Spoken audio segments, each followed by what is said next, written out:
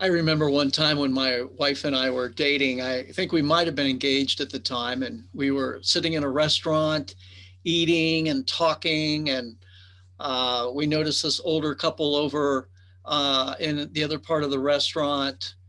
Just the whole time, just I think they were more like a middle-aged couple. That seemed older to us back then, but just the whole time, just eating their food and kind of looking down at their food or looking around, and not one word of conversation between them. And we said, let's never become like that.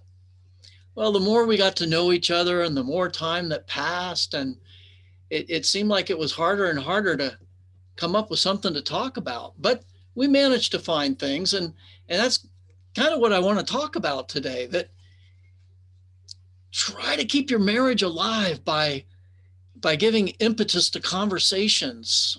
Sometimes you need a little bit of help doing that. Sometimes, it can be things related to the kids or related to your vacation plans or related to, what you dream about doing when you retire.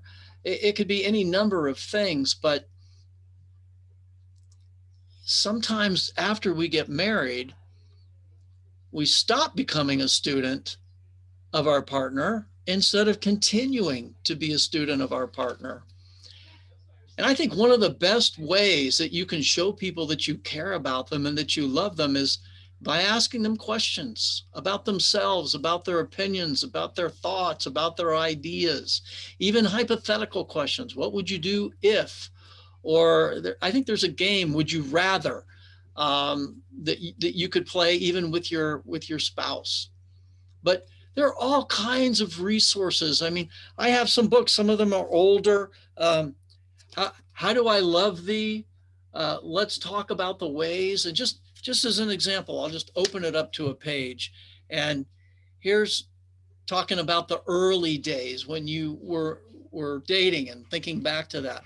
My favorite words that you used to say to me were, and you finish the sentence. Or uh, one of my favorite random acts of kindness that you did for me was, and you talk about it. Or opening it up to another random page.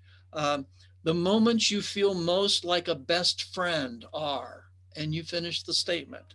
An area where I see positive growth in our marriage is, and you finish the statement. Or here's another book called Connect Like You Did When You First Met.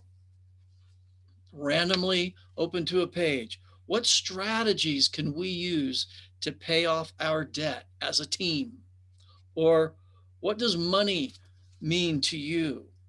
Or what is outside your comfort zone in bed?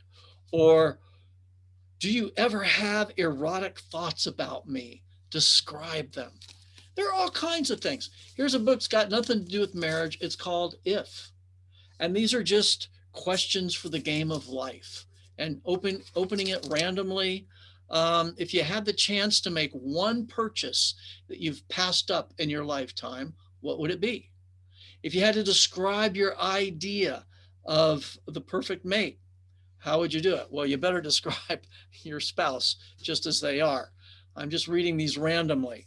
If you had to choose the worst work of art that you've ever seen, what would you choose?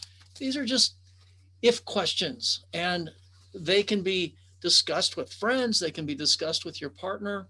You can Google conversation starters or icebreakers. And these are the kind of questions that you can continue to ask, not as an interrogation, but if you're out on a date or you're sharing a meal together and you're just finding it hard to come up with something to talk about. These are tools that you can use to keep learning fresh in your relationship. And it can bring up ideas or information that you previously were unaware of that can help you to get to know your spouse better. I want to give you 6 questions to get the conversation started this week. 6 questions. So instead of asking your spouse, how are you? Fine. How was work today? Fine. Here are some questions to get the conversations going this week.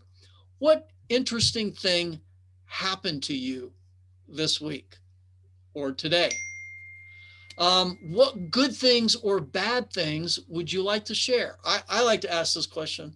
What was a high and a low of your week? What's something you learned about me this week? What's something you learned about yourself this week? What could we do differently in our marriage moving forward? One question I like to ask from time to time, not every week, but between 1 and 10, 1 being the worst possible and 10 being perfect, how would you rate our marriage right now? And then whatever answer my wife gives me, and she's never given me a 10, what do you think it would take to move us closer to a 10? And then finally, what can we do to connect with each other in the coming week?